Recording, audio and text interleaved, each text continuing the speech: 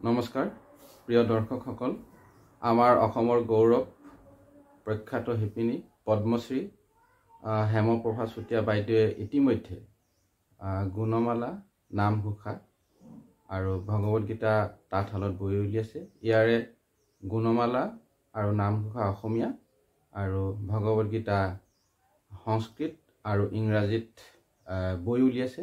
তাৰ পাছতে আমাৰ বাবে সৌভাগ্যৰ কথা বাইদেৱে 1 ডিচেম্বৰৰ নিশা আমাৰ গুণমালাখন ইংৰাজীত সম্পূৰ্ণ কৰি তুলিছে।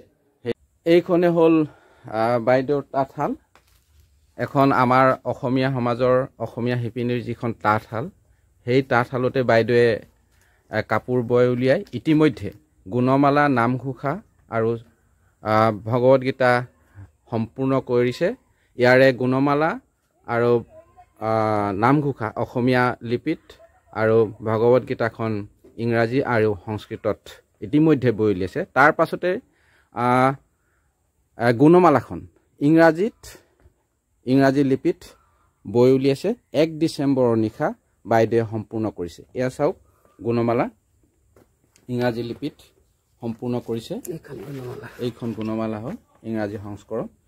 ইয়াৰ ইংৰাজী সংস্কৰণটো কৰিছিলে বেণুধৰ ৰাজখোৱাই এইখন ইংৰাজীত অনুবাদ কৰিছিলে। তেখেতৰ এই গুণমালাখন লৈয়ে বাইদেৱে ইতিমধ্যে গুণমালাখন তাঁতশালত বৈ সম্পূৰ্ণ কৰিছে। বাইদেউ কেতিয়া আৰম্ভ কৰিছিলে? 2022 4 ফেব্ৰুৱাৰী তাৰিখে আৰম্ভ কৰিছিলোঁ। 4 ফেব্ৰুৱাৰী তাৰিখে আৰু 1 ডিচেম্বৰৰ নিশা মানে 2024 আৰু আপুনি এইখিনি কৰোঁতে কেনেকুৱা মনটো কেনেকুৱা হৈছিলে, লাগিছিলে যে সম্পূৰ্ণ কৰিম? ইতিমধ্যে আপুনি 4খন হৈছে নহয় জানো? 4খন বৈ উলিয়ালে। এইখন হৈছে 5খন হয়। 5খন হ'ব। ইতিমধ্যে কি কি বৈ উলিয়ালে? প্ৰথম গুণমালা অসমীয়া হয়, তাৰপিছত নামঘোষা সেইভাগী অসমীয়াতে হয়, তাৰপিছতে ভগৱত গীতা ইংৰাজী আৰু সংস্কৃত দুইটা ভাষাতে কৰা হ'ল। তাৰপিছতে এয়া গুণমালা ইংৰাজীত বৈ লোৱা হ'ল। কেইটা অধ্যায় আছে এইটো চেপ্টাৰ? 6টা অধ্যায় আছে গুণমালাত। আৰু কথা হ'ল কি, এই কামভাগৰ কথাটো মই ক'লোৱেই যে ভগৱানৰ অৱদান বুলি। কাৰণ এনেই মানুহৰ সাধাৰণতে কিবা কাম কৰিলে একেৰাহে একাগ্ৰতা ইমান দিন দীঘলীয়াকৈ কৰিলে মানুহৰ আমনি লাগে, কিবা মানে অনেক কিবা কিবি মানে মনত হেৰি হৈ যায়, হতাশো হয় মানুহে, ইমান দিন লাগিছে সেইটো কৰিবি এনেকুৱা কথা। কিন্তু মোৰ আজি এই ভাগি বুলি নহয়, প্ৰথম গুণমালা ভাগিৰ পৰাই মই এতিয়ালৈকে 22 জুলাই 2013 তাৰিখৰ পৰা আৰম্ভ কৰিছিলোঁ প্ৰথম এই গ্ৰন্থ লিখা। তেতিয়াৰ পৰা আজিলৈকে আজি প্ৰায় 12-13 বছৰ মানে হ'ল চাগে। কিন্তু কেতিয়াও কোনো কাৰণত মোৰ এই তাঁতশালখনত আমনি নালাগে। আৰু মোৰ ভাৱ নহয় যে মই ইমান দীঘলীয়া হৈছে কিবা হৈছে, এইটো মোৰ ভাৱ মনলৈ নাহে। মোৰ এটাই কথা যে মই শেষ কৰিব পাৰিম নে নোৱাৰিম। আৰু মোৰ মনত সদায় থাকে যে মই ভগৱানক সদায় প্ৰাৰ্থনা কৰোঁ যে প্ৰভু তুমি যেতিয়া আৰম্ভ কৰিলা তুমিয়ে শেষ কৰিব লাগিব। এই কথাষাৰ মই কিন্তু সদায় তাঁতৰশালত বহিয়ে কওঁ যে প্ৰভু তুমি আৰম্ভ কৰিছা, তুমি শেষ কৰিব লাগিব, মই একো কৰিব নোৱাৰো। আৰু সেই বিশ্বাসটো ৰাখি মই শালত বহোঁ। কিন্তু মই ৰাতি যদি গোটেই ৰাতিও কিবা কাৰণত মই তাঁতৰশালত বহি যাওঁ, হয়তো মোক গোটেই ৰাতি বহিবলৈ তেওঁ হয়তো শক্তি দিব বুলি মোৰ ধাৰণা হয়। কাৰণ মই কেতিয়াবা 11টা-12টালৈকে বহোঁ, তেতিয়া কিন্তু মোক কোনো আমনি নালাগে, মই উঠি যাওঁ যেন নালাগে, ভাল লাগে তাঁতশালখনত। আৰু সেই দিশৰ পৰা ক'ব পাৰোঁ যে তাঁতশালখনত যিটো সুখ আৰু শান্তি আছে সেইটো পৃথিৱীত আৰু কোনো ঠাইতে নাই বুলি মোৰ অনুভৱ হয়। বাইদেউ আপোনাৰ যিটো কৰ্মোদ্যম তাক আমি স্বাগতম জনাইছোঁ, সন্মান জনাইছোঁ। আপোনাৰ সুস্বাস্থ্য অটুট ৰাখক আৰু যাতে এনেকুৱা সৃষ্টি হওক আমি কামনা কৰোঁ। বাইদেউ এই কি কয় গুণমালাখন এই দৈৰ্ঘ্য কিমান হ'ব পাৰে? এতিয়ালৈকে বাৰু কটা নাই। ইয়াৰ সঠিক দৈৰ্ঘ্যটো মোৰ ক'বলৈ অকণমান দিগদাৰ হ'ব এতিয়া। তথাপিতো প্ৰায় 250 ফুট মানৰ ওচৰত হ'ব নেকি বুলি মই ধাৰণা কৰোঁ কাৰণ মই এই কাপোৰখন লগাওঁতে মই একেবাৰে লগাই লোৱা নাই কাৰণ কেলে বাঁহৰ কাঠিখিনি যিখিনি বৈছিলোঁ মই একেবাৰে লগাই কিন্তু যিটো এইটো মই সূতাৰে বলো 2টা চেপ্টাৰ মই সূতাৰে বৈছোঁ 4টা চেপ্টাৰ মই বাঁহৰ কাঠিয়ে বৈছোঁ বাঁহৰ কাঠিটো বেলেগ আৰু এইটো বেলেগ গতিকে সেইটো ফালৰ পৰা মানে প্ৰায় 250 ওচৰা-ওচৰি মানে ফুটমান হ'ব বুলি মই ধাৰণা কৰোঁ কিন্তু সঠিকটো মই এতিয়া ক'ব নোৱাৰিম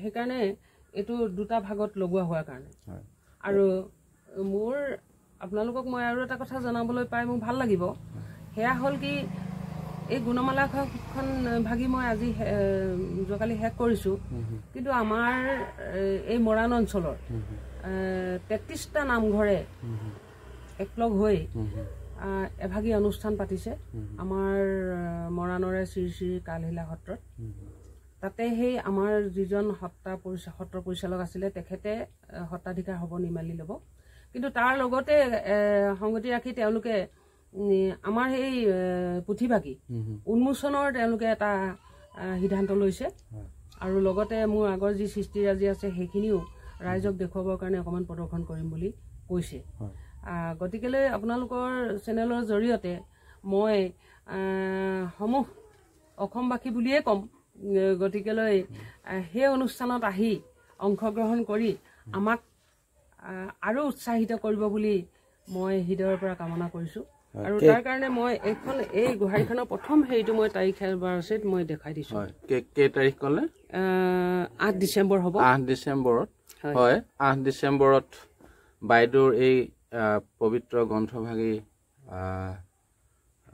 উন্মোচন কৰা হ'ব আৰু উন্মোচনৰ স্থান হৈছে শ্ৰী শ্ৰী কালহিলা সত্ৰ প্ৰাংগণ মৰাণৰ অভয়পুৰ ফটিকা চোৱাপুৰত আছে গতিকে আপোনালোকে হ'ল কাৰ্যসূচীটো হয় কাৰ্যসূচী কিমান সময়ত উন্মোচন হ'ব বাইদেউ উন্মোচনটো মানে সময় এটা দিয়া হৈছে কিন্তু কথাল কি তাত আৰু ইফাল ইফাল হয় গতিকে আমাৰ মন্ত্ৰী বিমল বৰা মহোদয়ে আহি পুথিভাগী উন্মোচন কৰাৰ কথা কৈছে আৰু তেনেধৰণে বিশিষ্ট ব্যক্তি আমাৰ ডিব্ৰুগড় বিশ্ববিদ্যালয়ৰ ভাইচ চেঞ্চেলৰকে আৰু আমাৰ আয়ুক্ত মহোদয়ে সকলোৱে আমাক আশ্বাস দিছে যে আমি গৈ অন্ততঃ সেই সময়ত আমি উপস্থিত থাকিম বুলি কথাও দিছে গতিকেলৈ ৰাইজৰ আশীৰ্বাদ মৰম সহায় সহযোগিতা মই সকলোখিনি কামনা কৰিছোঁ গতিকেলৈ সকলো আহিব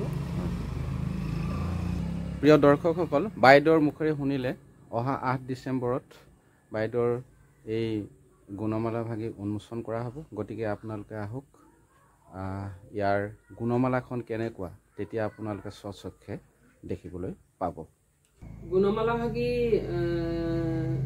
2022 4 ফেব্ৰুৱাৰী তাৰিখে আৰম্ভ কৰিছোঁ আৰু এতিয়া 24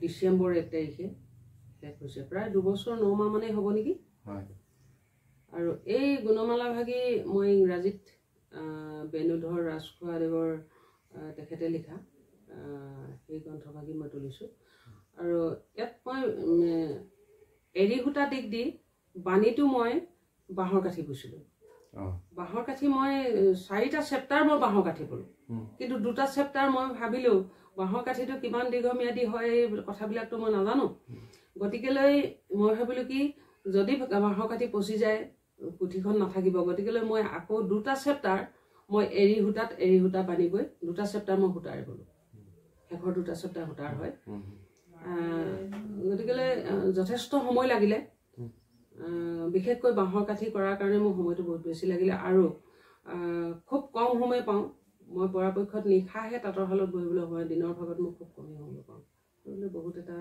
সময়ৰ অন্তত